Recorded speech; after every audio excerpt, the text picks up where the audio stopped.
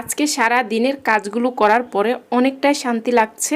ঈদ পরবর্তী অনেকগুলো কাজ জমে গিয়েছে, আমার শরীর অসুস্থতার জন্য কিছুই করা হচ্ছে না।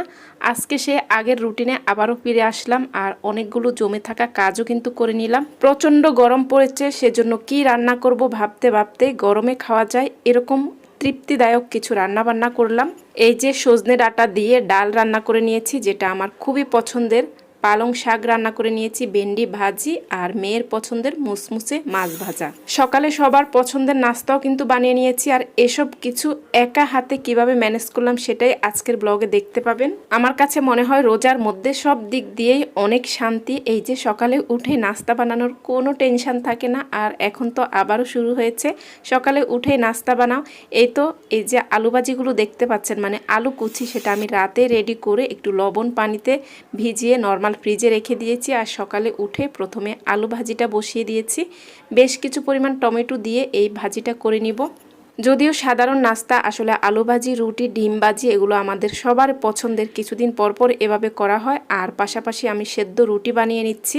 আমার তো রুটি সংরক্ষণ করা নেই, যেহেতু এটা ঈদের পরপর ব্লগ। ঈদে সুস্থ হওয়ার পরপর একটু ঘোরাঘুরি করা হয়েছে, গেস্ট এসেছে, আমরা বেড়াতে গিয়েছি, সব কিছু মিলিয়ে কয়েকদিন অফ ছিল। এরপরে আবার আমার ফ্যামিলি ব্লগগুলো করা শুরু করে দিয়েছি। মানে কাজকর্ম তো করেছি, ওভাবে ভিডিও করা হয়নি, আজকে থেকেই শুরু করলাম, মানে এই ব্লগটা যেদিন করেছি আর কি।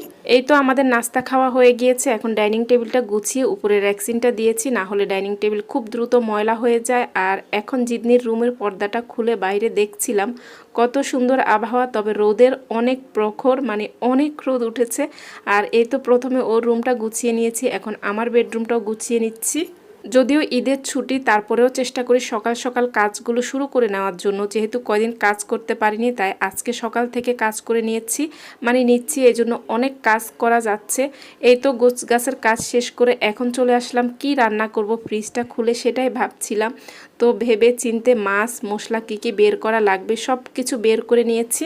আপনারা যারা এই পর্যন্ত আমার ভিডিওটা দেখছেন, যদি লাইক দিতে ভুলে যান, কোথাও যদি ভালো লেগে যায় একটা লাইক দিয়ে দিবেন। আমার ভিডিও অনেকেই দেখেন, কেন জানি লাইক দিতে ভুলে যান, তাই আমি আবারও স্মরণ করে দিয়েছি। যাই হোক, মাছ ভিজিয়ে দিয়ে এখানে যেহেতু ডাল রান্না করব, মানে সজনে ডাল রান্না করব, তাই প্রথমে আমি ডাল ভিজিয়ে নিচ্ছি। ডাল একটু ভিজিয়ে রাখলে রান্না করলে খুবই সুন্দর হয়।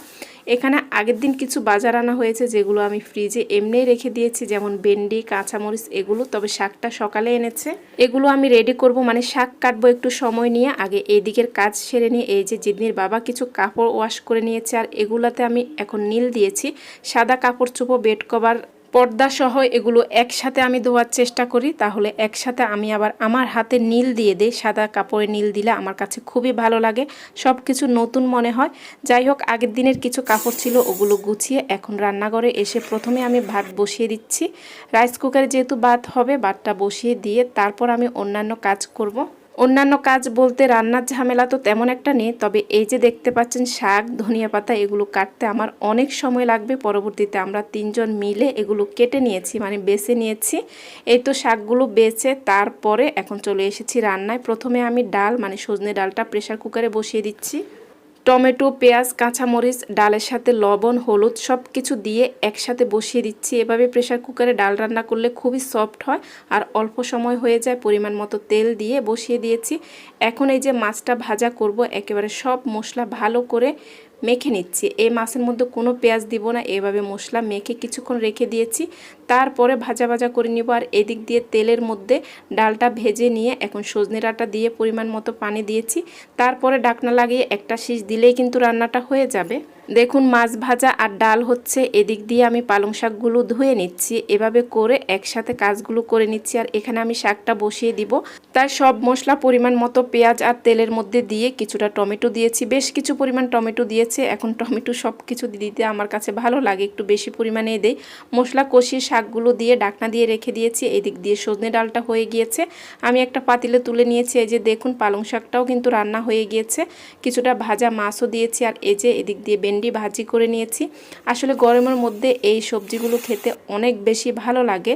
আর এই তো সজনে ডালের মধ্যে এখন কিছুটা বাগার দিয়ে দিচ্ছি। একটুখানি বাগার ছিল, সেটা আবার শাকের মধ্যেও দিয়ে দিচ্ছি। যেহেতু রান্না আজকে একটু দেরি হয়ে গিয়েছে আর প্রচণ্ড গরম, তাই সব কিছু আমি বাটিতে বেড়ে নিয়ে একেবারে টেবিলে নিয়ে যাচ্ছি, তাহলে খাওয়ার আগে অনেক বেশি গরম থাকবে না। এই তো সব কিছু এখন টেবিলে নিয়ে এসেছি। আর দেখুন সজনে ডালটা আমার অনেক বেশি পছন্দের, অনেক মজারও হয়েছে। আলহামদুলিল্লাহ প্রত্যেকটা খাবার অনেক মজার হয়েছে। আপনাদের কাছে কেমন লেগেছে একটা কমেন্ট করে জানাতে ভুলবেন না। আজকে আমরা সবাই মিলে খাবার খেতে খেতে বিদায় নিচ্ছি। সবাই ভালো থাকবেন। আল্লাহ হাফেজ। আসসালামু আলাইকুম।